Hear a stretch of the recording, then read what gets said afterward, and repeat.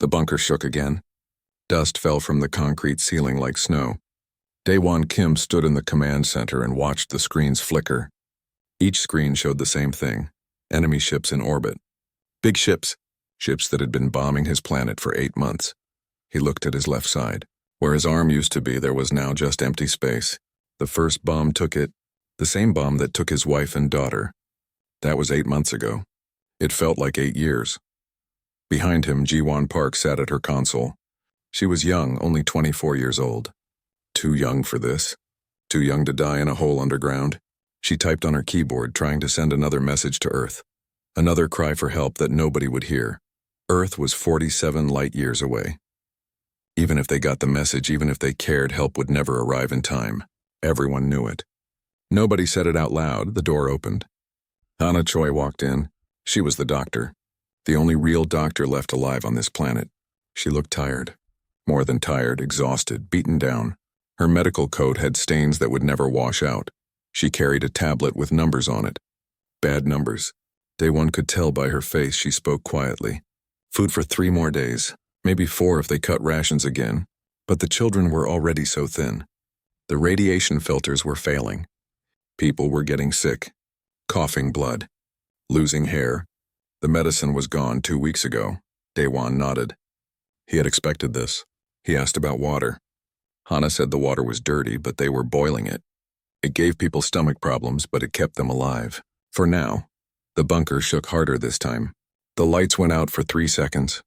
When they came back on, they were dimmer than before. Everyone in the command center looked up at the ceiling, waiting, wondering if this was the moment the whole thing collapsed and buried them alive. It held. Barely. Hyun-woo Lee came in next. He was the engineer, 51 years old with gray hair and hands covered in grease. He used to run the mining operations before the war. Now he kept the bunker running with spare parts and prayers. His news was worse than Hana's. The main power generator had a crack. A big crack. It might explode. It might just stop working. Either way, they would be in the dark soon. In the dark, in the cold, with no air circulation. They would suffocate slowly. Daewon asked how long they had. Hyun-woo said maybe 36 hours. Maybe less. There was no way to fix it, no parts, no materials, nothing. The last person to arrive was young Mi-song. She was a teacher before the war. Now she took care of the children. 200 children lived in this bunker. 200 kids who had seen their parents die, who had lived underground for 8 months, who were so hungry they stopped complaining about it. Young Mi sat down without saying anything. She did not need to speak. Everyone could see it in her eyes. The children were dying, slowly, quietly, one by one. Daewon looked at the 4 people around him. These were the leaders, the ones who kept 3,000 people alive in hell. He took a deep breath. He told them the truth. They were out of time, out of options. The enemy above them was getting ready for a final attack. In 2 days, maybe 3, they would send troops down into the bunkers. And when that happened, it would be over. The aliens did not take prisoners, not human prisoners. They killed everyone they found. Young Mi asked if there was any hope. Any chance. Daewon shook his head. Ji-won confirmed it. No response from Earth, no response from any human colony. No response from anyone. They were alone. Silence filled the room. Not the peaceful kind. The heavy kind. The kind that pressed down on your chest and made it hard to breathe. Finally, Hyun-woo spoke. He said they had 3 armored vehicles left. Old ones. Military surplus from 20 years ago. But they still worked. They had fuel. They had some ammunition. He suggested one last attack. Drive out at dawn. Hit the enemy ground forces as hard as they could. It would not win the war. It would not save anyone. But it might buy the children a few more days. It might let them die with weapons in their hands instead of waiting like rats in a trap. Hana closed her eyes. Young Mi put her head in her hands. Ji-won stared at her screen. Nobody wanted to vote for suicide. But nobody had a better idea. Daewon called for a vote. One by one they raised their hands. All of them, unanimous, they would attack at dawn. The meeting ended. People stood up slowly like old people.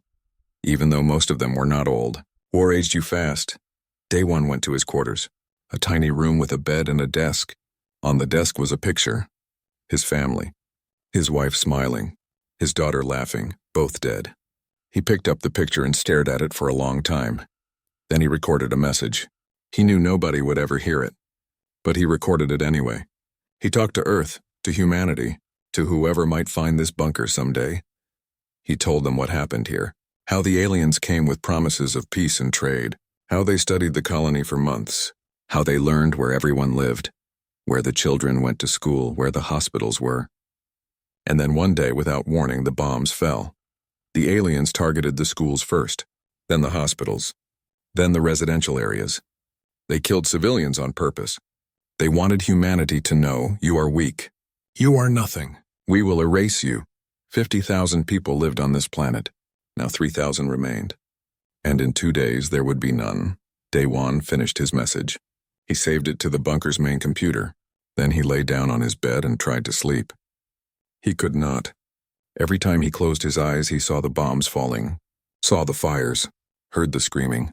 Down the hall, Ji-won sat at her console. She had turned off the distress beacon to save power for the attack. It felt wrong, like giving up. But what else could she do? Nobody was listening. Nobody was coming. She put her head down on the desk. She let herself cry for 60 seconds. Just 60 seconds. Then she wiped her eyes and got back to work. There were system checks to run, weapons to prepare, a suicide mission to plan. In the medical bay, Hana gave out the last pain medicine.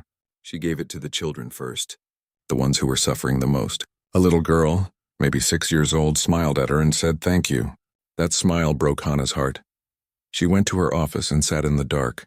She thought about all the people she could not save, all the people who died on her operating table because she did not have the right equipment, the right medicine, the right anything. In the children's area, young Mi read a story. The children gathered around her, thin and pale, their eyes too big for their faces. She read about heroes and adventures and happy endings. The children listened quietly.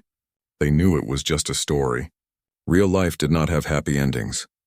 When the story ended, young Mi tucked them into their beds. She kissed their foreheads. She told them everything would be okay. She lied, but what else could she do? They were children. They deserved comfort, even if it was false. In the engineering section, Hyunwoo welded one last patch on the generator. He knew it would not hold, but maybe it would hold long enough. Long enough for what, he did not know. He just kept working because working was better than thinking. He thought about his own children. Dead in the first attack. He had not been there. He had been at work deep in the mines. He survived because he was not home. Every day since, he wished he had been home. Wished he had died with them. The night passed slowly. Nobody slept much. People said goodbye to each other without using the word goodbye. They shook hands. They hugged. They shared what little food they had left. Dawn approached. The attack was 3 hours away. The volunteers gathered in the vehicle bay. 40 men and women. The strongest ones left. They checked their weapons. They climbed into the 3 old armored vehicles. Daewon stood in the command center one last time. He looked at the screens, at the enemy ships in orbit, at the enemy troops on the surface. So many of them. So few of us, he thought. He turned to give the order to attack. But before he could speak, Ji-won made a sound. A strange sound. Half gasp, half cry. She stared at her screen, her mouth open, her eyes wide. Daewon asked what was wrong. Ji-won could not speak. She just pointed at her screen. At the readings there, impossible readings. A wormhole was opening at the edge of the star system. A massive wormhole. The kind that should not exist. The kind that no known technology could create. And something was coming through, something big. Ji-won could not believe what she was seeing. Her console showed readings that made no sense. A hole in space. A real hole. Not the kind that ships used for fast travel. Something different. Something bigger. Something that ripped reality apart like tearing paper. She called Daewon over. Her voice shook. He looked at the screen. He saw the same impossible thing. For a moment, nobody moved. Nobody breathed. The command center was frozen in time. Then the readings changed. Something was coming through the hole. Something massive. The sensors struggled to process the size. 1 ship, then 2, then 3, then more. Ships kept coming. Big ships. Huge ships. Ships that made the alien vessels look like toys. G1's hands flew across her keyboard. She checked the readings again. And again. She was sure there was a mistake. But no, the sensors were correct. 15 capital ships, 40 destroyers, 60 smaller vessels, over 100 ships total. The largest fleet she had ever seen. Daewon asked whose ships they were. G1 ran the identification scan. Her screen blinked. Data appeared. She read it. Then she read it again. Then she started crying. They were human ships. Her console beeped. An incoming message. She opened it with shaking fingers. A voice came through. Speaking Korean. Speaking in human standard military encryption. The voice was strong and clear and real. The voice said, "This is the UESN Retribution. Hold your position. We are here." The command center exploded with noise. People started yelling. Some were laughing. Some were crying. Hana came running in from the medical bay. Young Mi appeared from the children's area. Yunwoo stumbled in from engineering. Everyone was asking the same question: is it real? Is it really real? Ji-won established a video link. The main screen flickered. A face appeared. A human face. An older man with gray hair and hard eyes. He wore a uniform. A real military uniform with medals and insignia. Behind him, Ji-won could see the bridge of a warship. Clean, advanced, working. Everything in the bunker was broken and dirty and dying. But this ship looked brand new. The man on the screen looked at them. At their thin faces. At their ragged clothes. At their desperate eyes. His professional expression cracked for just a second. His jaw tightened. His eyes became harder. He introduced himself. Admiral Taemin Kang of the United Earth Space Navy. He said, "You held out. You magnificent people held out. Now let us handle this." Daewon tried to speak. His voice came out as a croak. He cleared his throat and tried again. He asked how this was possible. Earth was 47 light-years away. They sent the distress signal 8 months ago. Even at maximum speed, no ship could arrive this fast. Admiral Kang smiled. It was not a happy smile. It was the smile of a man who had a secret. A dangerous secret. He said, "We have new technology. Wormhole generation. We can cross the galaxy in days now. When your distress signal reached Earth, we did not waste time. We built this fleet. And we came." Young-mi collapsed to her knees. She put her hands over her face and sobbed. Hyunwoo sat down hard on the floor, staring at nothing. Hana leaned against the wall, her whole body shaking. They had been so close to death, so close. And now this. Daewon remained standing. Barely. His one hand gripped the edge of the console so hard his knuckles turned white. He asked what the Admiral needed them to do. Kang told them to stay in the bunker. Keep their heads down. The Navy would handle everything. Then Kang's face changed. Became cold like ice. He said he needed to make a call. He would be back soon. The screen went black. Above the planet in orbit, the alien commander sat on his flagship. Commander Thexerl of the Velcran Empire. He had been conducting this siege for 8 months. It was a training exercise for his junior officers, a chance to practice orbital bombardment, to test weapons on soft targets. His sensors detected the human fleet. He looked at the readings with mild interest. Humans. Coming to save their pathetic colony. How predictable, how weak. He had 40 warships. The humans had more ships, but that did not matter. Velcrans were superior warriors. Humans were soft, emotional, easy to break. He opened a communication channel to the human fleet. He intended to offer them a chance to surrender, to leave this system and never return. It was more mercy than they deserved. But before he could speak, a human voice cut him off. It was Admiral Kang. His voice was calm, too calm, the way someone sounds when they are holding back rage. Kang said, "This is Admiral Taemin Kang. You have one chance to surrender. Power down your weapons. Submit to boarding. Prepare for war crimes trials. You have 60 seconds. Thexerl laughed. Actually laughed. Humans giving him orders? Humans threatening him? It was absurd. He began his response. The standard Velcran declaration.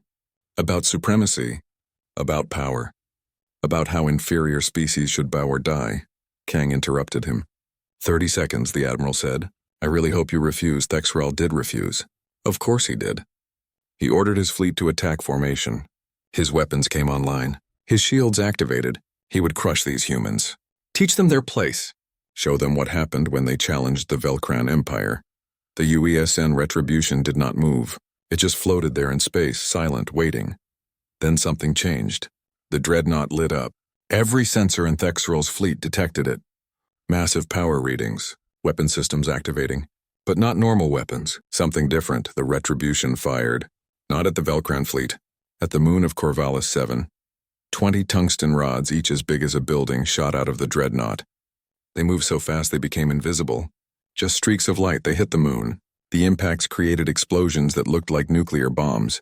The moon's surface erupted in fire and rock. Craters appeared, each one miles wide.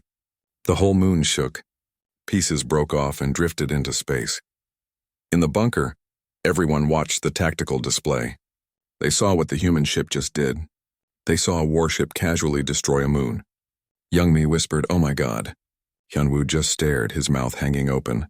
Admiral Kang's voice came through again. "That was a warning shot," he said. "The next volley goes through your flagship.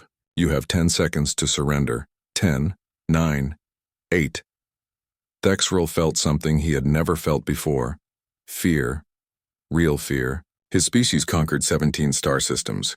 They were the strongest military power in this part of the galaxy. But these humans had weapons he had never seen. Could not even imagine. He tried to surrender. Opened an emergency channel. Started to speak. But Kang cut him off. "Too late," the Admiral said. "You had your chance. Now you learn what happens when you mistake our patience for weakness." The human fleet opened fire. It was not a battle. It was a massacre. The human ships moved together perfectly, like they were one creature with many bodies. Their weapons tore through Velcran shields like paper, plasma cannons that burned hotter than stars, mass drivers that punched holes through armor, missiles that never missed. The Velcran fleet tried to fight back. They fired everything they had. But human point defense systems shot down every missile, every torpedo, every weapon. Nothing got through. 7 minutes after the battle started, 12 Velcran ships were destroyed. Just gone, turned into clouds of debris and fire. The surviving ships tried to run, tried to jump to fast travel and escape. They could not. The human fleet had deployed something new, a field that prevented fast travel. The Velcran ships were trapped, like animals in a cage, and the humans were the hunters. In the bunker, Daewon watched it all happen. He watched the alien ships die, the ships that had bombed his home, that had killed his family, that had hunted his people for 8 months. Now they were being hunted. Now they knew how it felt. He felt no joy, no satisfaction, just a deep, tired relief. It was over. After so long, it was finally over. Jiwon received another message. Ground forces were being deployed. Human marines and dropships, coming to secure the colony, coming to evacuate the survivors, coming to help. Youngmi started organizing the children, getting them ready to leave, to go up to the surface for the first time in months, to see the sky again, to breathe clean air, to be safe. Hana prepared the medical bay for evacuation, made lists of who needed immediate treatment, who could walk, who needed to be carried. There was so much to do, but for the first time in 8 months she felt hope. Hyunwoo shut down the failing generator. No need to risk an explosion now. He looked around the bunker. This place had been their home, their prison, their tomb. Now they were leaving it, forever. Above them, the last Velcran ship exploded in a ball of fire. The battle was over. 37 ships destroyed, 3 disabled and boarded, 0 human ships lost. The alien empire learned a hard lesson today. Humanity protects its own, and humanity's retribution is absolute. Admiral Kang contacted the bunker again. His face appeared on the screen. He looked satisfied. Grim, but satisfied. He told them the battle was won. Marines would arrive at their location within the hour. Medical teams were standing by. Transport ships were ready. They were going home. Daewon saluted with his one remaining arm. "Thank you," he said. Just those 2 words. But they carried the weight of 8 months. The weight of 50,000 dead. The weight of 3,000 survivors who never gave up hope. Admiral Kang returned the salute. "No thanks needed," he said. "We are all human. We take care of each other. That is what we do." The screen went dark. The bunker fell silent.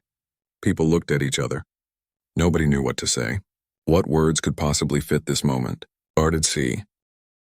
The first dropship broke through the atmosphere like a falling star. Inside, Lieutenant Colonel Bo-Ra Han checked her weapons one more time. Around her, 40 Marines sat strapped into their seats. They wore powered armor that made them look twice their normal size. Each one carried enough firepower to level a building. They had all seen the reports from Corvallis 7, seen the pictures of dead children, seen the mass graves, seen what the aliens did to human civilians. Every Marine on this ship was angry. Not the hot, wild anger that makes you careless. The cold, focused anger that makes you dangerous. Bo-Ra spoke into her helmet radio. "Remember your training," she said. "Stay together. Watch your sectors. And if you see an alien with a weapon, you know what to do." The dropship hit the ground hard. The ramp dropped. The Marines poured out into the ruined city of New Seoul. What used to be a beautiful place was now just rubble and craters. Buildings were collapsed. Streets were torn up. Everything was burned or broken or both. Alien ground troops opened fire immediately. Energy weapons lit up the morning sky. Bullets pinged off Marine armor. Bo-Ra barely noticed. She raised her rifle and fired back. Her shots were precise, controlled. Each one found a target. The aliens had numbers and defensive positions. But the Marines had better training, better equipment, and most importantly, they had a reason to fight. They were not here for conquest. They were here for justice. Sergeant Jin Ho Nam moved forward with his squad. He was a big man even without the armor. With it, he looked like a walking tank. He carried a heavy machine gun like it weighed nothing. When he fired, aliens fell in groups. The aliens tried to retreat, tried to regroup. But more dropships were landing. More Marines were arriving. Within minutes, human forces surrounded the alien positions. There was nowhere to run. Bo-Ra contacted the bunker. "Captain Kim," she said, "we are 200 meters from your position. Prepare for extraction. We are coming to get you." In the bunker, Daewon heard those words and felt something break inside him. Not break like breaking down, break like a dam breaking. All the pressure he had been holding for 8 months. All the fear and pain and loss. It came flooding out. He put his head in his hand and wept. Around him, others were crying too. Ji-Won, Hana, Hyun-Woo, even Young Mi, who had been so strong for the children. They all cried. They had earned the right to cry. They had survived the impossible. And now help was here, really truly here. Young Mi gathered the children. She told them it was time to go. Time to leave the bunker. Time to see the sky. Some of the children were scared. They had lived underground so long that the surface seemed dangerous. But Young Mi held their hands and told them it would be okay. And for the first time in months, that was actually true. The bunker door opened. Sunlight poured in. Real sunlight, not the dim emergency lights they had lived with. Actual sun. It was so bright it hurt to look at. Young Mi led the children out first. They emerged slowly, blinking in the light. Thin, pale, fragile. Like they might break if you touched them. Behind them came the other survivors. Old people, sick people, wounded people. The ones who had somehow made it through 8 months of hell. The Marines saw them and stopped, just stopped moving. These hardened warriors who had just fought through enemy lines. Who wore armor and carried weapons designed to kill. They stood frozen, staring at the survivors. A little girl walked up to Sergeant Nam. She was maybe 6 years old. So small she barely came up to his knee. She looked up at him with huge eyes and said, "Thank you," in a tiny voice. Nam dropped to one knee. He was crying inside his helmet where nobody could see. He reached out with one armored hand and very gently patted the girl's head. "You are safe now, sweetheart," he said. "We have got you. Nobody will hurt you again." Other Marines moved forward to help. They carried the ones who could not walk. They gave out water and food rations. Navy medics appeared with proper medical equipment. Real supplies. Medicine that actually worked. Corpsman Soo-Jin Beck ran forward with her medical scanner. She started checking the children. Her face went pale as she read the results. Malnutrition, radiation exposure, infections, diseases that should have killed them but somehow did not. She called for emergency triage teams. These people needed help now. Hana came out of the bunker supporting an elderly man who could barely stand. A medic rushed to help her. She started to explain what medical supplies they had left, what treatments they had tried. The medic stopped her. "Dr. Choi," he said, "you have done more than anyone could ask. Let us take it from here. You have done enough, Hana nodded. She let go of the old man and stepped back. Her legs gave out. She sat down hard on the ground. A medic tried to help her up, but she waved him away. She just needed a moment. Just one moment to not be responsible for anyone's life. Daewon was the last to leave the bunker. He stood at the entrance for a long time, looking at the place that had been their home. Their fortress. Their prison. 8 months they had lived down there. 8 months of darkness and fear and slow death. Colonel Han walked up to him. She removed her helmet. She was younger than Daewon expected. Maybe 35. With short dark hair and a scar across her cheek. She saluted. Captain Kim, she said. It is an honor to meet you. Daewon returned the salute with his one arm. The honor is mine, Colonel, he said. Thank you for coming. We had given up hope. Han shook her head. Hope was the right word, she said. You kept hoping long enough for us to arrive. That took incredible strength. You and your people are heroes. Daewon laughed.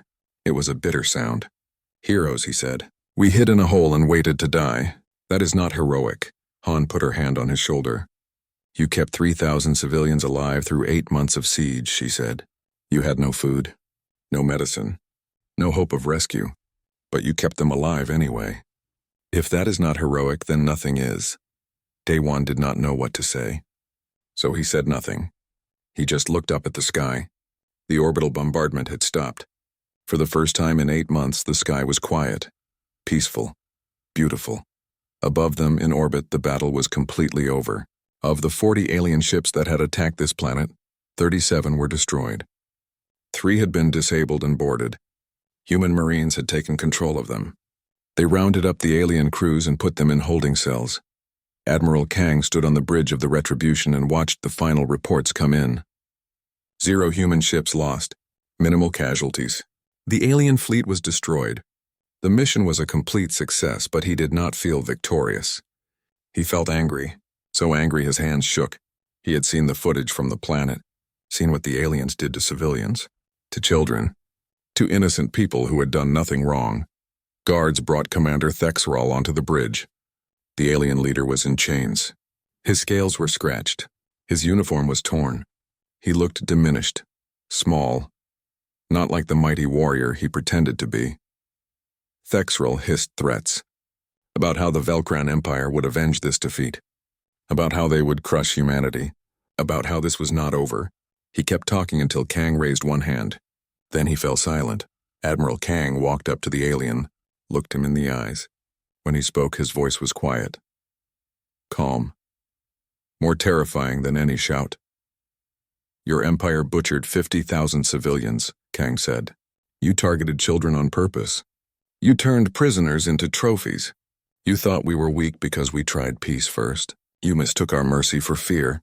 Thexral tried to respond, but Kang continued. You are going to live, Commander. You will stand trial for your crimes. And then you will go home. You will tell your empire what happened here. Tell them we have wormhole technology.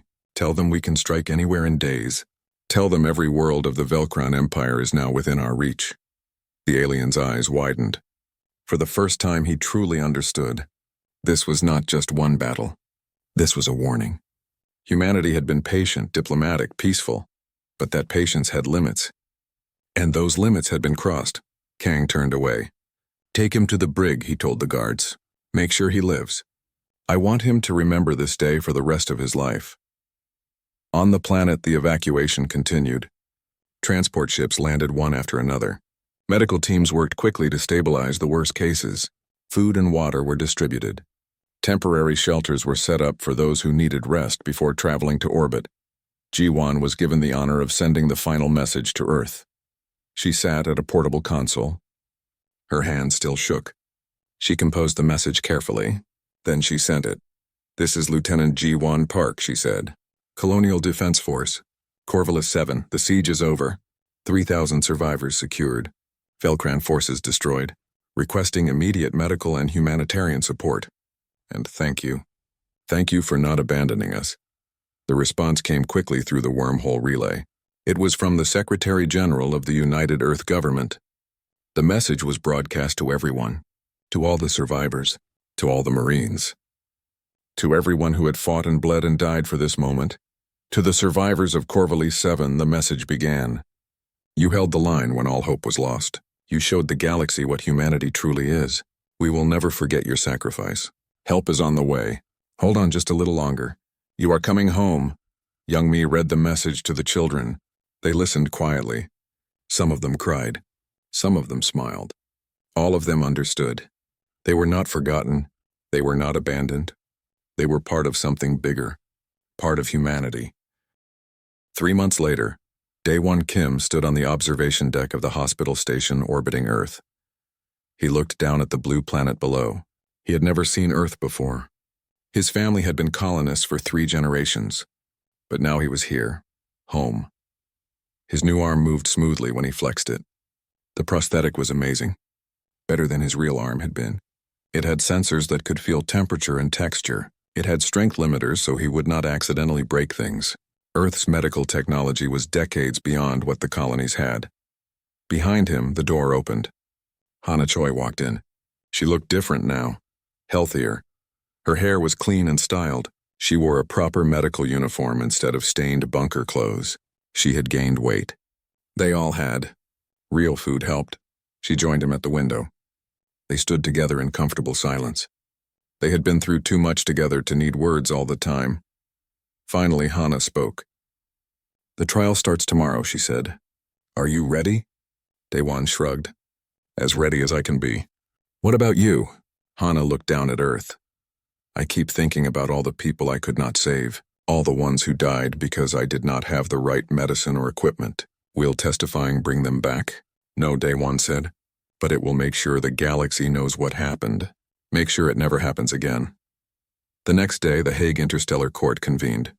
The courtroom was massive. It had to be. There were hundreds of reporters, representatives from dozens of species, and most importantly, the survivors of Corvallis 7. All 3,000 of them had been invited to attend. Commander Thexeral and 247 other Velcran officers sat in the defendant's area. They were not in chains anymore, but they were surrounded by armed guards. They looked small somehow, not like the terrifying warriors who had bombed a planet for 8 months. Just like criminals waiting for judgment, the prosecution presented evidence. Orbital bombardment logs that showed deliberate targeting of hospitals and schools. Communication intercepts where Velcran officers laughed about killing civilians. Video footage recovered from their torture facilities. Hour after hour of evidence. Day after day of testimony. On the 3rd day, Daewon took the stand. He wore his old military uniform. It hung loose on him now. He had been heavier before the siege. Everyone had. The prosecutor asked him to describe what happened. Daewon took a deep breath. Then he began to speak. He told them about the first day, about watching his wife and daughter die in the first bombardment, about losing his arm trying to dig people out of collapsed buildings. He told them about the siege, about watching food run out, about making impossible choices, about sending soldiers out to die so civilians could live a few days longer, about the children getting sick from radiation and having no medicine to treat them. Then he did something that made the entire courtroom fall silent. He began to read names. Every civilian who died under his command, all 47,000 of them. He had memorized them all. Every single one he read for 6 hours. His voice never wavered, never broke. He owed them that much. They deserved to be remembered. To have their names spoken one more time. When he finished, the courtroom was silent. Many people were crying. Even some of the judges had tears in their eyes. The Velcran defendant stared at the floor. None of them would meet his gaze. Hana testified next. She described treating injuries with no supplies, watching children die from diseases that were easily curable with proper medicine, performing surgery with kitchen knives because she had no scalpels. The courtroom listened in horrified silence. Young Me testified about the children, about how they stopped crying because crying took too much energy, about how they stopped playing because they were too weak, about how some of them forgot what the sun looked like, about how she told them stories every night to help them remember there was a world outside the bunker. The trial lasted 3 weeks. At the end, the verdict was unanimous. Guilty on all counts: war crimes, crimes against humanity, deliberate targeting of civilians. The list went on and on. The sentences were severe. Life imprisonment for the commanders. The Velcran Empire was ordered to pay massive reparations to the survivors and to Earth. Their military would be dismantled and monitored. They would never again be allowed to threaten anyone. But more importantly, the trial sent a message. The galaxy was watching. Every species saw what humanity did. They saw that humans cared about justice, that they documented crimes and held trials instead of just seeking revenge, that even in their anger they followed laws and rules. Back on the Velcran homeworld, the High Command was in chaos. Their military defeat was bad enough, but the trial was worse. The whole galaxy saw the evidence of what they did, saw the recordings, heard the testimony. There was no denying it, no explaining it away. The Grand Hierarch, Supreme Commander Velthax, watched the trial broadcasts. He had approved the attack on Corvallis 7, had called it a training exercise, had laughed when his officers joked about human weakness. He was not laughing now. His empire was falling apart. Species they had conquered were rebelling. Their allies were abandoning them. And Earth had made it clear. Another attack on humans would result in the complete destruction of the Velcran homeworld. For the first time in Velcran history, their leader felt shame. Real shame. He had thought humans were weak, pathetic, easy prey. He had been catastrophically wrong. He issued a public statement. It was broadcast across the galaxy. The Velcran Empire admitted wrongdoing, admitted to war crimes, agreed to all demands. It was not enough. Nothing would ever be enough. But it was a start. On Earth, Admiral Kang retired from active service. He was offered medals and honors. He refused them all. He said he was just doing his job. But he agreed to speak to the survivors one more time. The ceremony was held in Geneva. All 3,000 survivors attended. Kang stood before them. He looked older now, tired. The weight of command had aged him. He told them the truth. About how Earth reacted when the first distress signal from Corvallis 7 arrived, how the entire planet united, how they poured 50% of the global economy into military development, how they worked around the clock to crack wormhole technology. In 8 months, humanity accomplished what should have taken decades. Why? Because 50,000 humans needed help, because colonists were dying, because Earth refused to abandon its own people. Kang looked at the survivors. "You asked why we came so fast," he said. "The answer is simple. You are human. That means something. It means we do not abandon our own. It means when someone hurts our family, we move heaven and earth to make it right.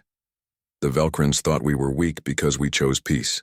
They learned that peace was a choice we made, not a limitation of our strength. We chose to be patient, to be diplomatic, to try negotiation first. But when someone crosses the line, when they hurt our children, we stop being patient." The survivors stood and applauded. It lasted for 10 minutes. Kang stood there uncomfortably. He was not comfortable with praise. He was a soldier.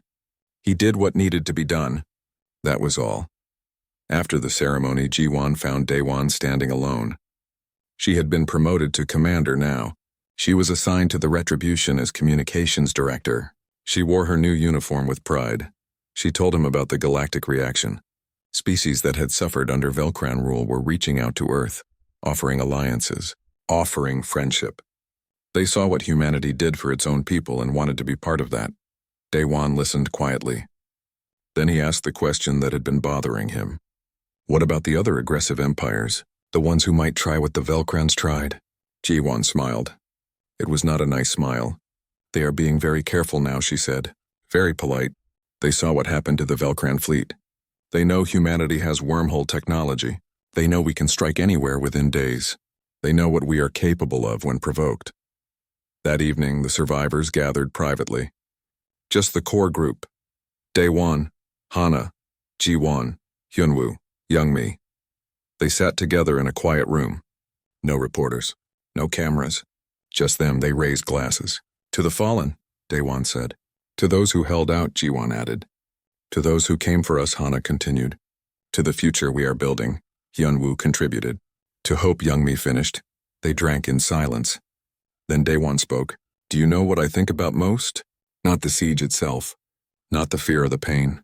I think about that moment when Jiwan told us a fleet was coming. When we realized Earth had not forgotten us. That is what I want people to remember." Youngmi nodded. "I tell the children that every day," she said.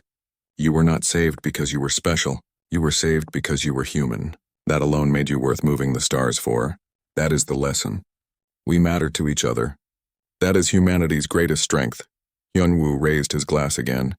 To humanity, he said, may we never forget what we are capable of. Both the good and the bad. They drank again. Outside the window, Earth turned slowly.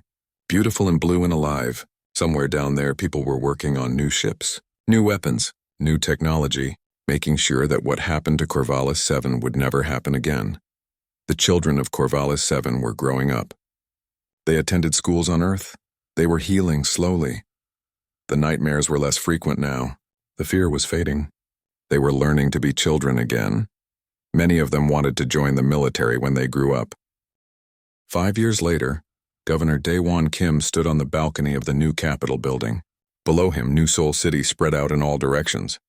Clean streets, new buildings, parks where children played. It looked nothing like the ruins he had returned to. The colony now had 150,000 people. 3 times what it had before the war. People came from all over human space. They came to be part of the miracle, to help build something beautiful from tragedy, to prove that humanity could not be broken. Behind him, the door opened. Hana walked out.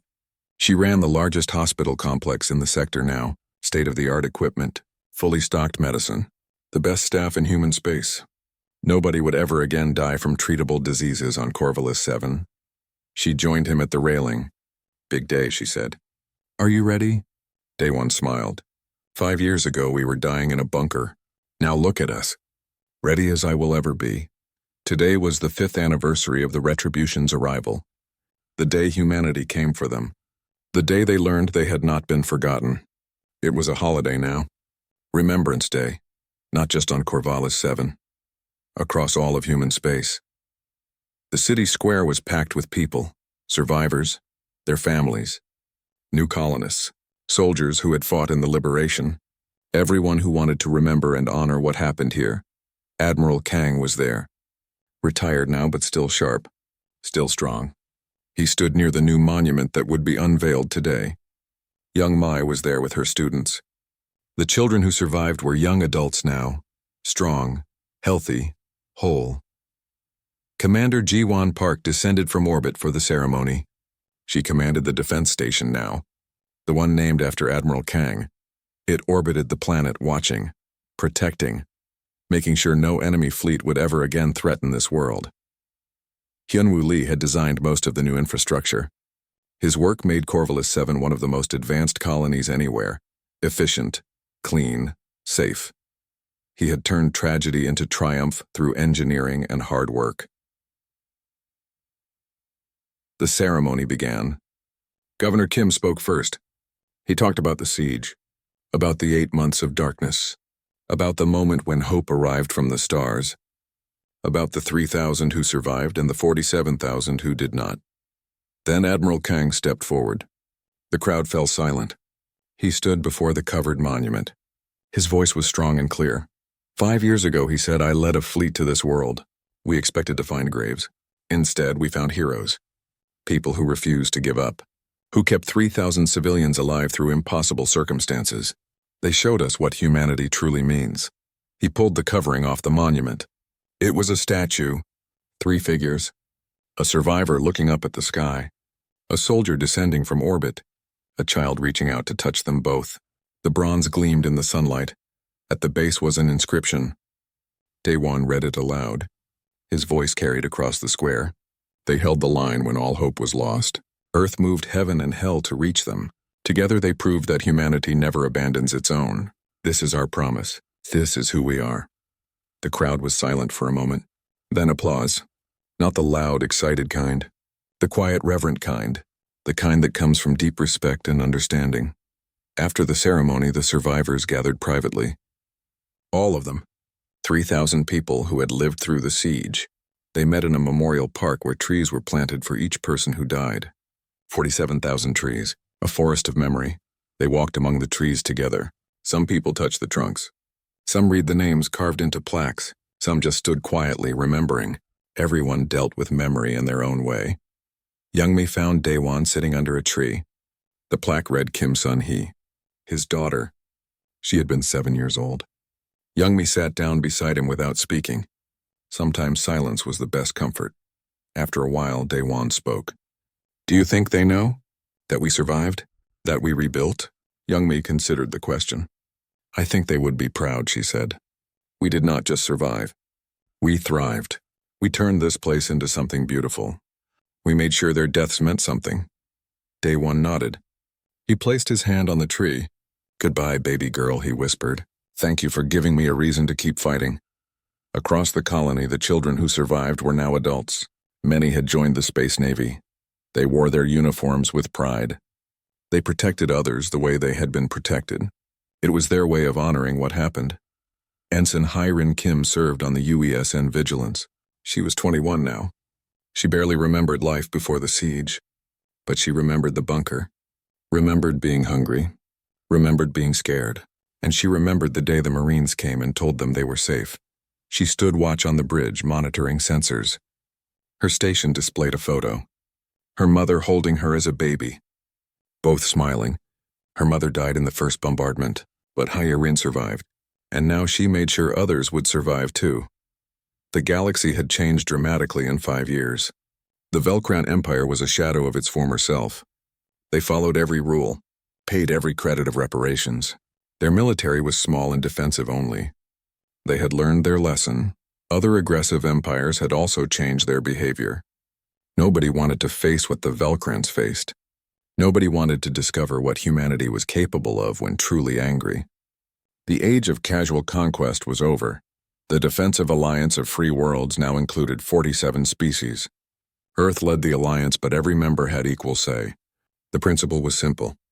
An attack on one was an attack on all. The wormhole network connected them. Help could arrive anywhere within days.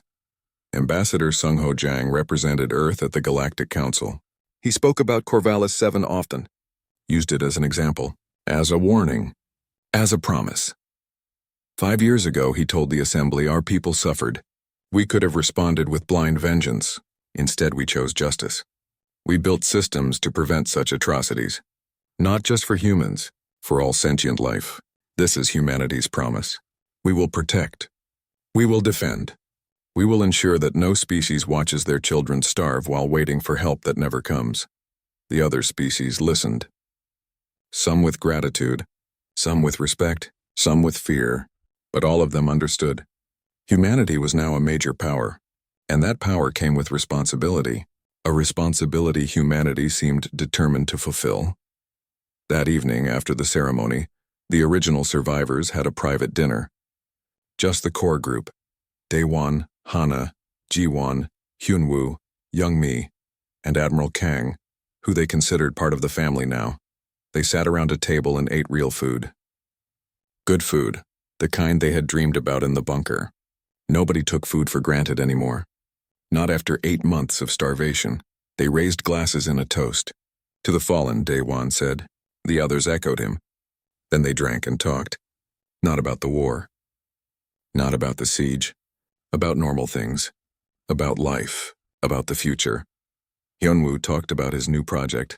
A memorial museum that would tell the story of Corvallis 7. Not just the horror, but the hope, the survival, the rescue. He wanted future generations to understand what happened here. Young Mai talked about her students. The children were doing well. They had problems sometimes, nightmares, anxiety, but they were healing. They were laughing again, playing again, being children again. Hana talked about the Medical Response Corps. They had already deployed twice to help colonies suffering from disease outbreaks. Saved thousands of lives. It felt good to help, to heal instead of just trying to keep people alive. Jiwon talked about the defense network. Human space was now the safest region in the galaxy, not because of threats, because of protection, because of the promise that help would always come. Admiral Kang listened to them all. When they finished, he spoke. You know what impresses me most? Not that you survived, not that you rebuilt, but that you did not let what happened make you hard. You did not let it make you cruel. You remained human in the best sense of that word. Daewon shook his head. We had help, he said. We had each other. That made all the difference. As the sun set on Corvallis 7, the sky filled with color. red and orange and gold, beautiful, peaceful. Above them, the defense station gleamed like a bright star, watching over them, protecting them. 10 years after the siege, Corvallis 7 celebrated another Remembrance Day. The colony had grown even more. 200,000 people now. It was a hub of trade and culture and learning. The terror of the past had become the triumph of the present. Governor Kim was older now, grayer but still strong. He still walked among the memorial trees every day. Still read the names, still remembered. Some wounds heal but leave scars. The scars remind you of what you survived. The galaxy had fully transformed. The aggressive empires of the past were gone. Reformed or defeated. In their place, alliances and partnerships. Species working together, trading, sharing technology, building something better, and at the center of it all, humanity. Not ruling, not conquering, just leading by example, showing that strength could be used for protection. That power came with responsibility, that the strong should defend the weak. Young Mai published a book about their experience. She called it Stories from the Bunker. It became required reading in schools across human space. The final chapter ended with a simple sentence. Humanity's greatest weapon is not our ships or our guns. It is our absolute, unwavering commitment to each other. On the 10th anniversary, a new monument was unveiled. This one was even larger, 3 figures standing together,